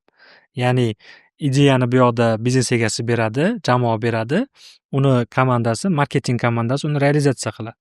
Proseslar bog'laydi. Konverga qo'yib tez olib chiqish kerak. Tez olib chiqadi. Asahida o'zi bunday olib qaraganda, nafaqat Asahi, любой rivojlangan yaxshi kompaniyani formulasi shu o'zi. Bekorga Aziz bobomiz necha yildan beri umrini bag'ishlamaganda bu narsaga. Shunaqa. Men ideya bersam, komandadagilar ideya bersa, men qanaqadir kamchiliklarni topib, уже brainstormlar bo'ladi bizda. Даже Firzaga ham qanaqadir ideya bilan сразу kiradilar. Endi biznesmenda o'zi skachoklar bo'ladi-ku o'zi, paytida kelib qoladi. Сразу qaror berilmaydi, brainstorm qilib, ko'rib chiqib, keyin уже qaror beramiz. Sizlar o'zlaringiz uchun mana ideyani yaxshi yoki yomonligiga tezda mana saralab olish uchun nima kriteriyalar qo'ygansizlar? Foydali emasmi? Endi u ham subyektiv-ku. Mijozga foydaliligi nima bilan o'lchaysizlar? Mana ekosistema deb aytdik. Shu ekosistemamizga mos tushadimi? Ya'ni biz qilayotgan harakatga biznes strategiyamizga mos keladimi yo'qmi? Xatoliklarimiz ham bo'lgan. Bu narsadan tez o'tkazib yuborib xatoliklar ham qilganmiz. Aytib ketish mumkin. Next 2 legenda deb video chiqqanda biz srazi o'sha trendga video qilganmiz. Endi u trend bizani darajadagi, bizani brend strategiyaga to'g'ri kelmaydigan trend bo'lgan. O'shanda srazi anaqa o'dzivlar kelgan bizga. Ya'ni Asahi Books o'zgaribdi. Oldingidek emas, mana shunaqa o'dzivlar kelgandan keyin o'chirishga majbur bo'ldik. Xatoliklarimiz ham bor bunaqa. Tone of voice, arxetipga to'g'ri kelmaydigan narsa bo'ldi deysizda. Shunaqa, ha. Men boya bir suhbatda aytib qoldingiz aniqrog'i. Men hayron endi kasb jihatdan menga qiziq bo'lishi mumkin, tushunarli bo'lishi mumkin. Siz aytdingizki, biz yaqindan o'sha brend strategiya bilan ishlashni boshladik. Endi qoidalarni yig'yapmiz, endi jamlayapmiz degan gapni aytdingiz-da. Brend bookga ham endi e'tibor qaratyapmiz, даже shriftni ham endi olyapmiz degan gap bo'ldi-da. Bu ayrim marketologlar uchun, ayrim biznes egalari uchun bir qiziq holat. Asahida nima brend book yo'qmidi shu paytgacha? Nima shuncha strategiyasi ishlaganmi? degan fikrda ham miyada bo'lib qolishi mumkin-da. Unga nima deysiz? Oldin bungacha o'sha sotuvga qaratilgan. Ya'ni effektiv sotuv ham qanaqa bizda 2 xil etapda ketadi. Sotuvgacha, ya'ni scoring ham bor bizda, ya'ni rasroshkan hisobiga. Scoringdan o'tolmasligi bor. Ularni keyin qayta обработка qilish kerak. Scoringgacha уже mana zaявkalar kelib tushdi. Keyin zaявkadan keyingi etap bor. Bu sotuv уже. Call center bog'lanib sotadi. Undan keyin uni call centerdan ham o'tolmaydiganlar ham bor-da, sota olmaydi. Bu o'sha xodim o'zini professionalligiga bog'liq bo'lishi mumkin. Mijoz o'zini qanaqadir vaziyatdan kelib chiqib, qanaqadir muammolar bo'lishi mumkin. Zakaz olib qolish, olib qolmasligi. Shunaqa vaziyatlar bo'ladi, muammolar bo'lib turadi. Uzr, hozir anaqa aytdim-ku, xotira yaxshi emas deb savol eslashib qoldi. Savolki, mana endi brend strategiyaga amal qilyapsizlar. Brend strategiya shu yerda sotuvga qaratilgan. Hozir nimaga qaratilgan? Sotuv tushundikki, shu bizani уже hamma taniydi. Sotuv shundoq ham bo'ladi, biz уже tizim qurishimiz kerak. Brend o'zini tizimini qurishimiz kerak. Ungacha biz tekin shriftlardan, tekin dizaynlardan ishlatganmiz. Kirsangiz anaqaligi odamlarni o'zini ham dizaynga qo'ymoqchi bo'lsangiz, tekinlari bo'ladi, pullilari bo'ladi. Tekinni hammasini tekindan ishlatganmiz. Даже ChatGPT ham hozir pulli bo'ldi bizda. Pul ishlatamiz. Shriftni ham bir amallab ko'ndirganman. Shriftni ham tanlashga ham bizda 1,5 hafta vaqtimiz ketgan. Uni ham hozir aytib ketaman, to'g'risi alohida agentство olmaganmiz. Hech kim komandada anaqasi yo'q, tajribasi yo'q. Men asosiy katta dizaynerimiz shug'ullangan. Polni o'rganib chiqqanmiz, nimalar kerak bo'ladi, nimalarni ishlab chiqish kerak. Bitta checklist qilib, keyin sekin o'rganib chiqqanmiz. Ranglar tanlashda, hozir ranglarimiz ham o'zimizning ranglar bor. Keyin shriftlar ham hozir o'zimizning logotipdagi shriftlardan kelib chiqib tanlaganmiz. Lekin logotipdagi shrift bu alohida shrift emas, u yasalgan. Uni ham o'sha karantin payti qildirishgan. Hech kim bilmaydi, kim qildirgan, kimga qildirgan, necha pulga qildirgan, hech kim bilmaydi, nima ma'noni beradi bilmaydi. O'shani keyin bir amallab topib, dizayner bilan gaplashsam, dizayner ham bilmaydi. Payt endi o'sha yo'nalishga kirib kelayotgan dizayner bo'lgan. Bir narsa chizib berganda, endi shunaqa bo'lib ketgan. Ko'pincha shunaqa bo'ladi. Logotipdagi xatoliklarni ham to'g'irlab, kichkina redizayn qilganmiz. Shriftni ham o'shanga moslab eng yaqinini tanlab, mana deb Feruza aka oldiga kirganimizda yo'q devorgandi. Shuncha pulga nima qilaman shrift sotib olib, shriftni nima qilasizlar, tushunchasi turibdi-ku degandi. Uni keyin tushuntirib, ularni tillariga tarjima qilib, biznesmen tiliga tarjima qilib tushuntirib, katta kartinkani ko'rsatganimizdan keyin deganlar olib berganlar keyin shriftni. $160 olganmiz keyin. Bitta shriftni $160 olish u biznesmen uchun anaqada, как nima desa bo'ladi, ortiqcha xarajat. Zo'r. Men tushunishim bo'yicha bu mani xulosalarim, balkim to'g'rilab yuborsiz, balkim noto'g'ri o'ylayotgandirman. Har doim bir boshidanoq brend strategiya bilan boshlash shart emas. Sizni brend o'zingizni korxonangiz qanaqadir filosofiyasi bo'lishi kerak, qanaqadir rejalari bo'lishi kerak, lekin siz birinchi etapda baribir fokusingiz sotuvda bo'lishi kerak. Sotuv qilib olib, pulni yig'ib olib, keyin nima deydi? Birlamchi ehtiyojlarni qondirgandan keyin keyingi etapga chiqish uchun qanaqadir tizimlashtirish uchun o'sha brend strategiya ustida, shriftlar ustida, ranglar ustida ishlash kerak degan xulosaga boryapman. Endi men to'ldirmoqchiman bu narsani, uzr. Agarki Feruza akaga o'xshagan brend egasi bo'lsa. Da.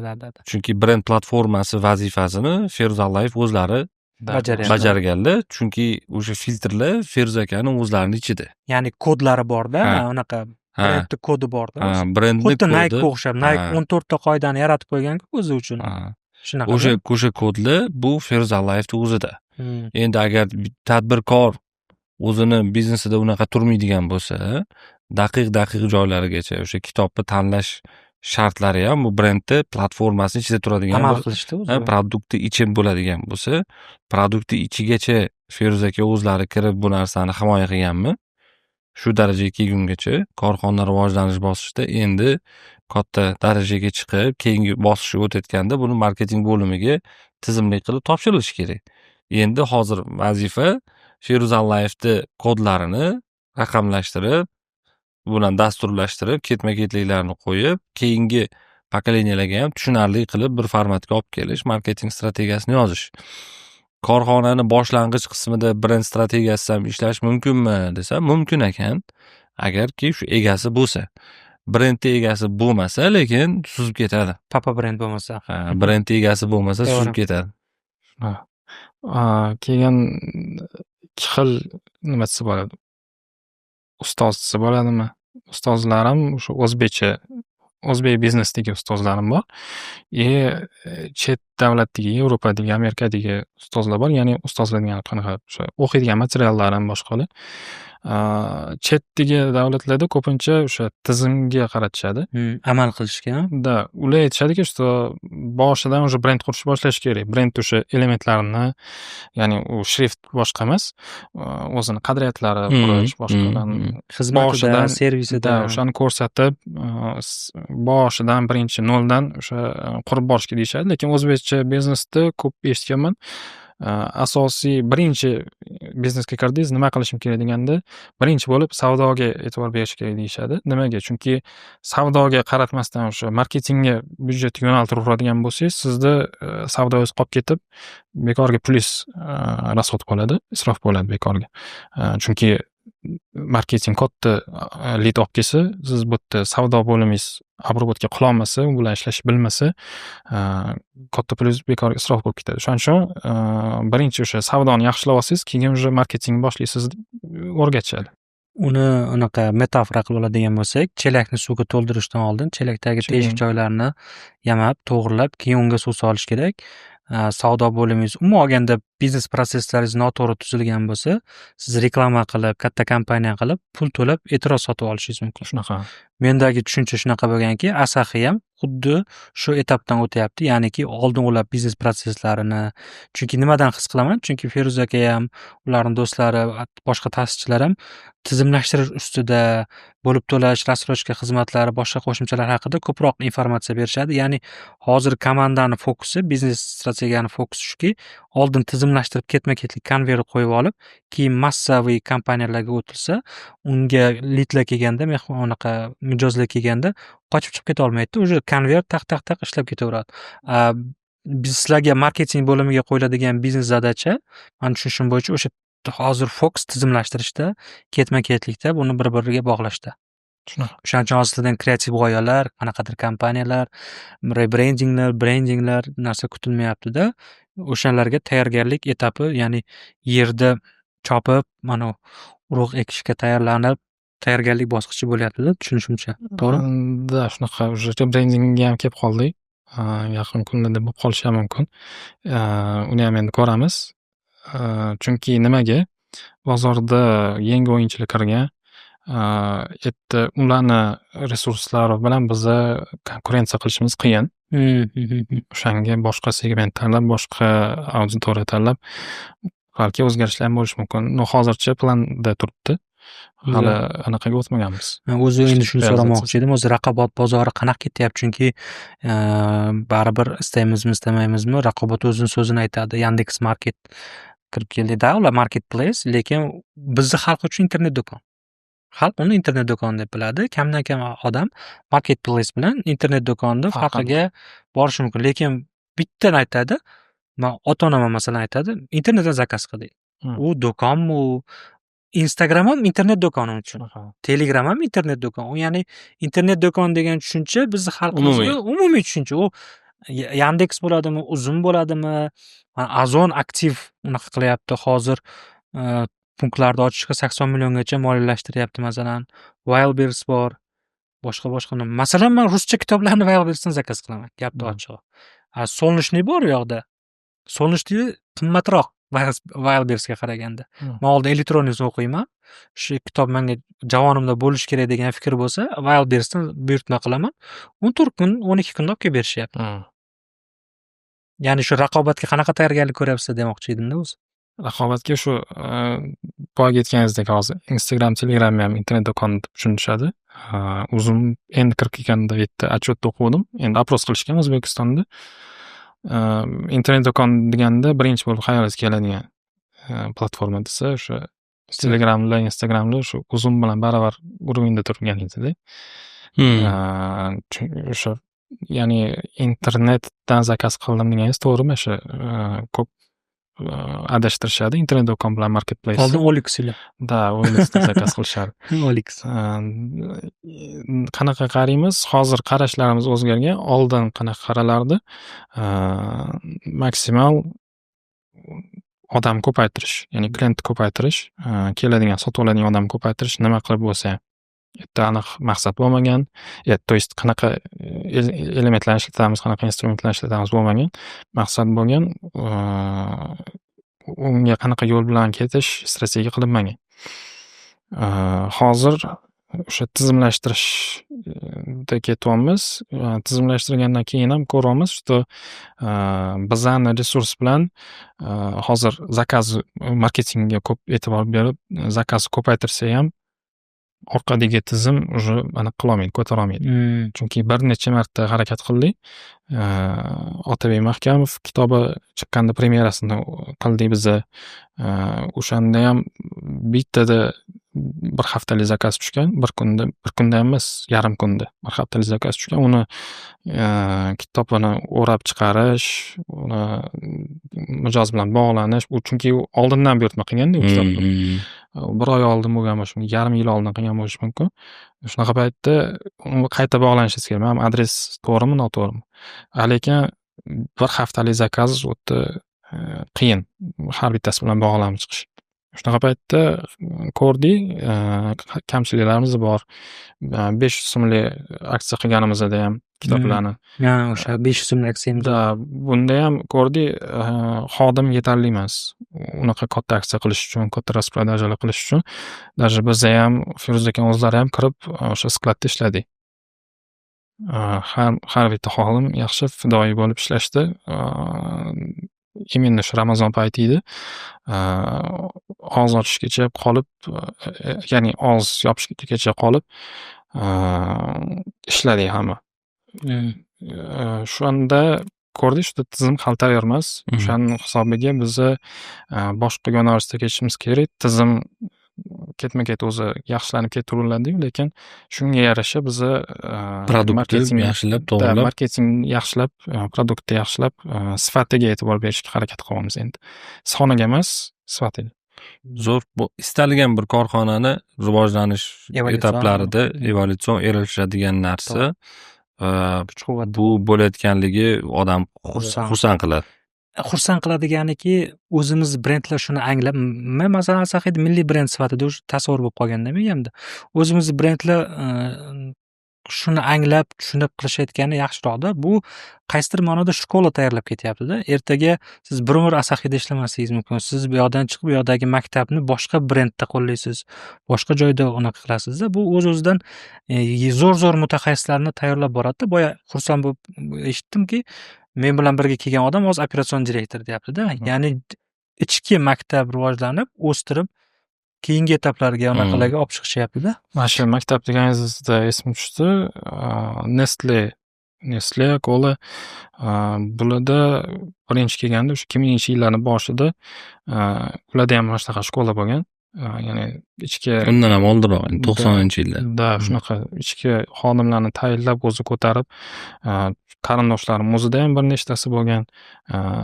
Hozir ko'rsangiz, katta marketologlar, katta sotuvchilar ham istoriyasini ko'rsangiz, Nestle'da ishlaganman deydi, Cola'da ishlaganman. Faxrlanib aytadi. Da, shunaqa shkolalar bo'lgan oldin ham bizda. Endi ularni hozirgi holatimizdan farqi ularga o'rgatishgan.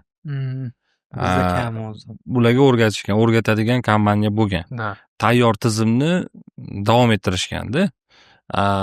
Sizlarni yutug'inglar shundaki, ya'ni sizlar deganimizda endi umumiy bizning yutug'imiz shundaki, o'sha tizimlarni biz o'zimiz noldan quryapmiz-da. Nima to'g'ri, nima noto'g'ri hammasini sinab ko'rib, Yo'lda bilyapmiz. nimaga mana shu yo'lni tanlaganmiz desak, qolgan yana 20 ta yo'lni nima uchun noto'g'ri ekanligini ham ko'rsatib, tushuntirib berish mumkin. Sinovdan o'tdi-da chunki. Shunaqa. O'sha tarafdan bu yaxshi maktab, yaxshi bir davr. Shu holatda bu narsaga bir bel bog'lab, jiddiy jahsh qilib, kirishib, natija qilyapsizlar. Bu nima deydi juda bir yaxshi bozorda indikator.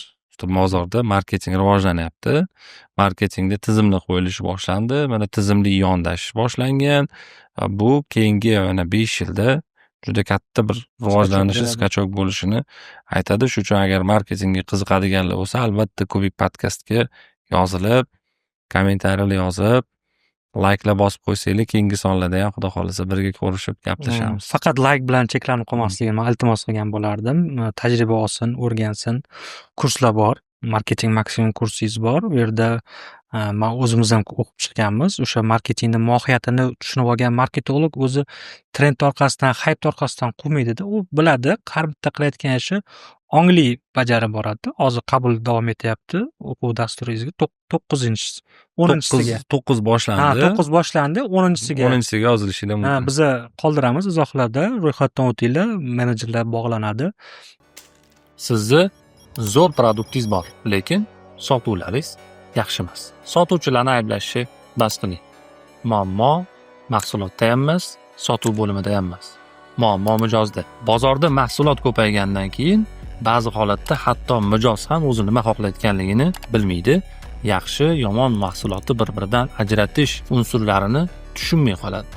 Marketing bu bozorda talabni boshqarish, tanlovni boshqarish degani. Ya'ni biz mijoziga mahsulotni to'g'ri tanlashni o'rgatishimiz kerak. Qaysi pozitsiyadan qarab, qaysi mahsulot yaxshi ekanligini anglatib borishimiz kerak. Agarda sizda ham marketing to'g'risida, talabni to'g'ri boshqarish to'g'risida, tanlov kriteriyalarini o'rganish to'g'risida istak paydo bo'layotgan bo'lsa, biz marketing maksimum kursini yangi guruh ochilganligini e'lon qilamiz. Va hoziroq izohlarda plus qoldiring. Biz siz bilan albatta bog'lanamiz. Ya'ni sizlar уже bilyapsizlar, boshinglar stiklarni patologga tegib qolgan, keyingi darajaga chiqmoqsizlar, marketing direktor bo'lmoqsizlar, balkim biznes ochib yuborarsizlar, balkim. Eng zo'r tomoni endi MBA diplomi ham bo'ladi, mini MBA diplomi ham beriladi. O'qinglar, qatnashinglar, biz tavsiya qilamiz, o'zimiz ham o'qib chiqqanmiz. Biz qoldiramiz. Izohlarda. Tezroq. Xo'p, menda yana bitta savol. O'zi biz odatda podkastga o'zimiz maza qiladi. Avvalo odam o'zi maza qilish kerak deb o'ylayman. Men shaxsiy pozitsiyam, o'zingizga qiziq bo'lgan odamlar chaqirsangiz, o'zingiz ham u bilan birga o'sasizda, rivojlanasiz. Nima sizni ushlab turibdi Asaxiyda? Oylik deydi. Yo'q, oyli 2 barobar katta oylik Ha, shuni taklif qilganlar ham aytyapman-da. bor.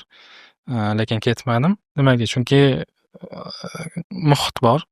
Yerda 0dan 1ga ko'tarilgan odamlar bor. Как o'rtoqdek bo'lib ketganmiz, ulfatlardek alohida yig'ilib turamiz. Keyin undan tashqari, kompaniyani o'zida ham agar siz o'smoqchi bo'lsangiz, sizga imkoniyat qilib berishadi. Mana yaqinda ham aytibdilar, Feruza aka bilan gaplashganimizda institut qidiryapman, universitet qidiryapman, что marketingda bakalavr olish uchun. Bo'ldi, qilib beramiz. Topsangiz, mana shunaqa xohlasangiz kurslar ham qilib berishimiz mumkin debdilar. Shunaqa, ya'ni ochiq. Agar o'smoqchi bo'lsangiz ochiq. Ya qarang, siz masalan 2 barobar qimmatroq oylikli joyga borsangiz, o'zingiz to'lab olaverasiz-ku. O'zingiz to'laysiz, lekin tekin emas. U pul meniki bo'ladi deydi. Keyin siz Asahiyda siz o'sha hozirgi o'sha o'ziga kelgan ideyalarni, g'oyalarni siz bemalol test qilib ko'rishingiz mumkin. Erta yangiga borganingizdan keyin siz bilmaysiz, erta qanaqa ochiq, ya'ni siz xato qilsangiz, u yerda siz ko'taradimi, yo'qmi? Ya'ni qaysi xatoyingizgacha ko'taradi. Asahiyda siz hozir, ya'ni men hozir bemalolroqman. G'oyalar kelsa bemalol test qilib ko'ra olaman. Keyinchalik kelajakdagi o'zim uchun qanaqadir agentство ochish o'z niyatimdan bor. Bunaqa endi hozir yaqin atrofdamiz, keyinchalik. Shular uchun ham o'zim uchun insightlar olib, boshqalar qilishga ham bemalol prostranstvo bor menda.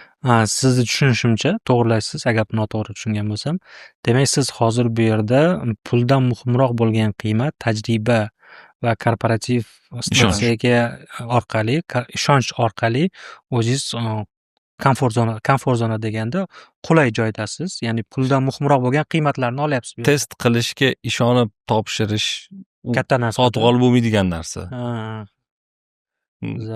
Brendingizga ishonib topshirib, tekshirib ko'r, xato bo'lsa men roziman, tajribani birga qilamiz deydigan narsa o'zi katta narsa. Juda katta narsa. Marketolog uchun bu eng katta ishonch va buni hech qanaqa bir oylik bilan boshqa kompensировать qilib bo'lmaydi u narsa. Dardimiz ichimizda. Zo'r. Endi menda savollar bor. Savollar qanaqaki, bizning kichkina hamjamiyatimiz bor. Boya unaqa qilib qo'ygandim, savol tashab qo'ygandim. Qarang. Savollar berishgan. Asahi data driven marketing bilan ishlaydimi? Data driven marketingga o'tish uchun qanday bosqichlardan o'tish kerak degan savol beribdi. Bu hozir, ya'ni texnik tarafdan javob bera olmasligim mumkin, chunki biz o'zimizni o'tishga o'tyapmiz, ya'ni o'tish qismidamiz. Endi o'tib olgandan keyin javob bersak bo'ladi. Data driven deganda faqat marketing emas, bizda hamma отделlar shunaqa dataga, ya'ni ma'lumotlarga asoslangan holda ishlaydi. U yerda boyagi aytganimdek odzivlardan kelib chiqish mumkin.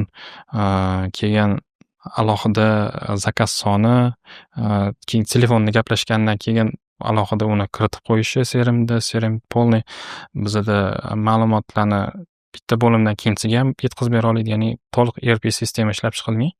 Ya'ni marketingdan tashqari boshqa bo'limda ham ishlaydi. Data driven marketing deganda o'tib olganimizdan keyin xudo xolasa chaqirsa-da javob bersak bo'ladi. Bo'ldi, xudo xolasa. Keyingi savol, korporativ madaniyat qanaqa shakllangan?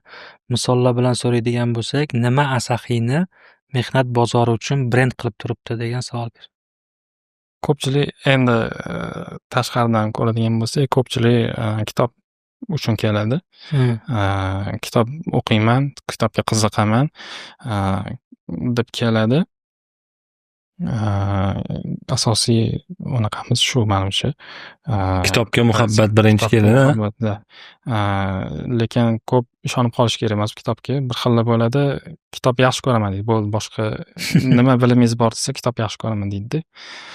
Bu ishga olishimiz uchun, unga oylik to'lashimiz uchun asosiy kamlik qiladi-da. Ya'ni unda ko'nikmalar bo'lishi. Bir xillar bo'ladi, o'sha yaxshi sotaman, sotuvda ishlaganman deydi, kitob yaxshi ko'raman deydi. Olamiz, bir haftacha testlab ko'ramiz.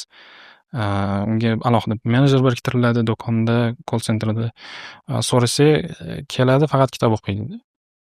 sotuvga aralashish, tizimni o'rganish unaqalar yo'q. Unaqalar bilan xayrlashamiz. Korporativ madaniyat endi tashqaridan qaraganda shu kitob. Shokolad fabrikasiga borib shokolad yegan deyapti endi. Kitob arzonroq qilib berasizlar. Shu savolni davomi ham borda. O'shan so'rayaptiki, mana umuman Asahiga marketing jamoasiga kirmoqchi bo'lgan yoshlarga yoki shu lavozimga chiqmoqchi bo'lgan yoshlarga diplomdan tashqari qanday fikrlash, qanday yondashuv bo'lishi kerak degan savol bergan. Ya'ni kelayotganingizda nima filtr, faqat kitob o'qish emas, sotuvchilik emas, yana qanaqa ularda ko'nikmalar bo'lishi kerak? Asosiysi introvert bo'lmasligi. Chunki men o'zim introvertman. Introvertlarni yoqtirmayman. O'zimga o'xshab masalan jim Bitta introvert yetadi Asahida-da. Jim o'tirsa shunaqa zerikib, ya'ni g'oyalar chiqishi ham unda qiyin bo'ladi. Introvertdan o'shaning uchun ham mening g'oyalar kam. Asosiy o'sha operatsion realizatsiyalar birinchi o'rinda shu introvert bo'lmasligi, kreativ fikrlashi,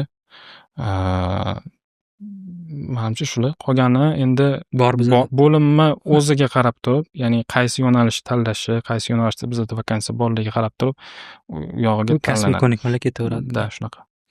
Yana bitta savol berishibdi. O'zbekistonda marketolog yo'q deyishadi. Sizningcha buni sababi nimada? Marketolog deb tan olinish uchun nimalar lozim degan. Kitob o'qimay qo'ydik. Boyagi vayn esga tushgan.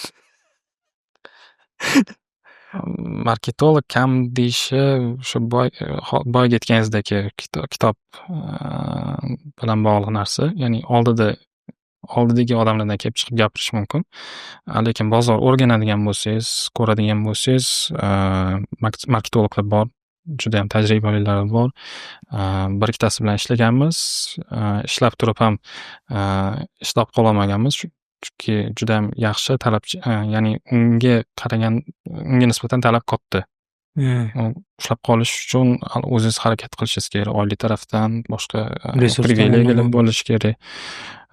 Da shunaqa Dilbar bilan ishlaganman dedingiz. Ular ham qo'rqma bilan PR-ni yaxshi qilganlar.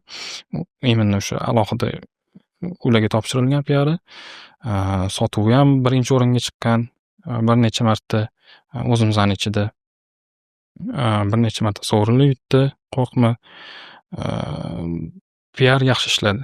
Shunaqa nima desa bo'ladi? Spetsialistlar, shunaqa bilim bor odamlar bor. Faqat kam. Faqat kam desa ham qanaqa? Boshqa davlatlarga qaraganda kam bo'lishi mumkin. Qozog'iston bilan solishtirganda ancha farqimiz bor bizning. Bizada marketing, biznes mana shu unaqasi, atmosferasi deydimi, nima deydi? Aurasi bir yaqin-yaqindan ochilishni boshladi-da, yo endi bunga ham sabab shu talab. Bozorning rivojlanishi, bozorning tayyorligida shu paytgacha talab sotuvchilarga kuchli bo'lgan. Shuning uchun ham masalan zo'r kuchli roblar bor, sotuvchilar bor. Ular bozorda hozir yaxshi. Va o'sha paytda marketing haqiqatda sotuvni xizmatini qilgan. O'sha paytda. Hozir emas. Lekin hozir ham bo'lishi mumkin qaysidir bizneslarda haqiqatda marketing sotuvni xizmatini qilayotgan bo'lishi mumkin. Lekin evolyutsiya shuni ko'rsatadiki, sotuvdan keyin albatta yana produkt qaytib keladi. Produkt ustida ishlashimiz kerak ekan. Produktimiz yaxshilamasak, raqobatchilar oldida bir farqimiz bo'lmasa, mijoz bizni tanimayapti degan pasl keladi baribir. Biznes bu narsani evolyutsion o'zi qiladi. Xuddi tish chiqqandan keyin, ovqat yeyishni boshlagandan keyin, o'rnidan turib yurishni boshlagandan keyin yugurish, sakrash, gimnastika degan narsalar keyin paydo bo'ladigan. Xuddi shunaqa produktga keyin talab paydo bo'ladi. Produktni zo'r qilgandan keyin ko'radiki, produkti zo'r bo'lgani bilan mijoz uni xohlamasa foydasi yo'q ekan. Endi mijozga fokus qilishimiz kerak ekan, customer centric bo'lishimiz kerak ekan degan xayollar bo'ladi. Ana u paytda sotuv marketingning xizmatidami, marketing sotuvning xizmatimi degan savol qolmaydi. Hammamiz mijozning xizmatida ekanmiz degan narsa kelib chiqadi. Endi bitta mijozni ko'nglini olaman deb charchaganingizda keyin ko'rinadiki, to'xtanglar. Mijozlar bizga kelishsin, biz uni ketidan quvib yurmaylik deb jamiyat qurishni boshlaysiz, brend degan narsa paydo bo'ladi. ana undan keyin marketingni kuchini ko'ramizda. Ana undan keyin odamlar kimni ketidan ergashyapti degan joyda. Misol Apple'ni mahsulotlarini reklamasini qachon ko'rganmiz man push qilib sotadigan. Sizga mana bunaqa narsa kerakmi, unaqa kerakmi demay siz Apple sotib olishingiz kerak. Apple'ga navbatga turibdi odamlar. Yoki bo'lmasa TikToker qizlar bilan action money deb bir nimalar bilan chiqmayapti. Da, именно. Shuning uchun bu evolyutsion masala. Oliyni Rivojlanish bilan bog'liq. Raqobat rivojlangani sari marketologlarga bo'lgan talab oshib boraveradi. Talab bo'lgandan keyin taklif paydo bo'ladi. Xuddi mana injenerlar marketingga kirib, o'rganib, qisqa muddat ichida rezultat qilayotganda, marketing uchun qaysidir bir yo'nalishda aynan o'qigan bo'lishing degan narsa emas. Odam ozgina fikrlashi, tizimli bo'ladigan bo'lsa, raqamli bo'ladigan bo'lsa, bemalol o'rgansa bo'ladi marketingni. Bizda ham sotuv bilan marketing o'zi hozirgi bergan misolingizga alohida bo'lgan. Hozir уже yangi strategiyamiz bo'yicha birlashish kerak. Ya'ni marketing asosiy bo'ladi. Sotuv уже tegi как podkategoriya bo'lib ketadi. xuddi shu korxonani evolyutsion rivojlanishida, bozor rivojlanishi o'sha savollarga javob beradi. Yana bitta savol. Marketolog qachon o'zini qiymatini aniq hisoblay oladi? Narx oylik masalasini qanday oshirish yoki o'z narxini tajribasidan tashqari bilishi mumkin degan. Qanday qilib o'zini qiymatini aniqlay oladi marketolog? Umumiy qilib beriladigan bo'lsa. U narsani unga javob berish menimcha tajribamni kamlik qiladi. Siz aytganingiz yaxshi menimcha. Agar marketolog bo'lsangiz, oylik chiqara olmayotgan bo'lsangiz, o'zingiz bilgan hard skilllarni bitta ro'yxatga yozsangiz, qo'lingizdan nima ish keladi, bir boshdan yozib chiqing. Keyin soft skilllarni bir boshdan yozib chiqing va o'sha hard skilllar bo'yicha istalgan ish izlovchi saytga kirib, vakansiyalar narxini belgilasak bo'ladi. Va bu sizni bilgan bilimlaringiz, qo'lingizdan keladigan ish korxonani muammosini, nech pulini tejab berishi mumkin. O'sha narsadan kirishadigan bo'lsak, menimcha bozordagi narxingizni hisoblashingiz osonroq bo'ladi. Katta summa chiqadi. Siz zo'r kadrsiz, lekin Biznes puli yo'q. biznesda bu narsaga imkoniyati yo'q. Bular aytganlaridek, korxona sizga berayotgan imkoniyatning ham qiymati bor. Xatoni imkoniyati degan joy bor. Xato imkoniyatini saqlab qolganingiz uchun siz korxonaga o'sha tajriba uchun skidka berishingiz kerak. O'sha skidkani chiqaradigan bo'lsangiz, bozordagi oltin o'rtalig'ini topgan bo'lasiz. Siz tajribangizni baholadingiz, ularni berayotgan tajribasini baholadingiz, o'rtada bitta narx chiqdi va farqini bozorda qiynalib, bir vijdoningizni bir qondirish uchun olinmagan daromad deb yozib qo'ysa bo'ladi. Olinmagan daromad, masalan, oyiga $500 korxonaga fora berdi sizga xato qilish imkoniyatini berganligi uchun. Yiliga hisoblasangiz $6000 bo'ladi. Har yili $6000 nedoполученный прибыль, ya'ni olinmagan daromad deb hisoblasak, shu korxonada 5 yil ishladim desangiz, 30,000 bo'ladimi? $30,000 sizga tajriba beryapti. Endi keyingi ish taklif qilishganda sizga $30,000 tajribangiz bor, oyligingiz bor va hokazo va hokazo hammasini hisoblab, oyligingizni yana boshqatdan ko'rib chiqsa bo'ladi. O'shanda bir chiroyli natijaga erishsa bo'ladi. Men o'zimni tajribamdan kelib chiqadigan bo'lsak, olinmagan daromadlarim yaxshi mutaxassis bo'lib, marketolog sifatida tan olinib bir 3-4 ta korxonalar bilan ishlashni boshlaganingizdan keyin uzoq borganda yarim yil ichida chiqib kelgan. Shu paytgacha olinmagan daromadlar qoplanib keladi. Tajriba yig'ilib boriladi. Yana bitta savol, oxirgi savol. Asahi Books loyihasining missiyasi hammani kitob mutolaasiga targ'ib qilishmi yoki boshqa biror narsa bormi? Hammani kitob o'qish odatini shakllantirish. Ya'ni O'zbekistondan tashqariga ham уже chiqish boshlayapmiz. Bu o'sha Yandex knigani ham hisobida olsak bo'ladi. Ya'ni Yandex Books ilovasiga kirib, faqat O'zbekistonning emas, Rossiyadagi boshqa SNG davlatlaridagi agar texnik tarafini bilmaysiz, agar server ochiq bo'lsa, Amerika boshqa davlatdan ham kirib o'zbekcha kitoblarni o'qish mumkin. Bizni o'sha har bitta odam kitob o'qish uchun harakat qilamiz. Har kuni shu bo'yicha ustida ishlaymiz, har kuni o'sha ideyalar qidiramiz. Ya'ni asosiy maqsadimiz shu. Har bitta odam kitob o'qishi, Odat shakllanishi. boyagi aytgan skripti reklamamizni ham asosiy maqsadi, mahal kitob o'qish ham asosiy maqsadi shu. Sonini hisoblaganimizda endi o'sha paytda gazetda 300 mingta atrofida edi. Bu yillik o'qiydigan kitobxonlar soni O'zbekistondagi. Ya'ni bir yilda shu gazetda 300 mingta odam kitob o'qiydi. O'shani 1 milliondan oshirish uchun shunaqa skripti endi bittada bo'lib qolmaydi, yaqin 5 yil bo'lib qolmaydi. U katta o'sha tish pastasini misolidagi darajaga yetish uchun katta vaqt ketadi. Lekin o'sha boshlaganmiz sekin-sekin. Asosiy maqsadi shu. Har bitta odam kitob o'qisin.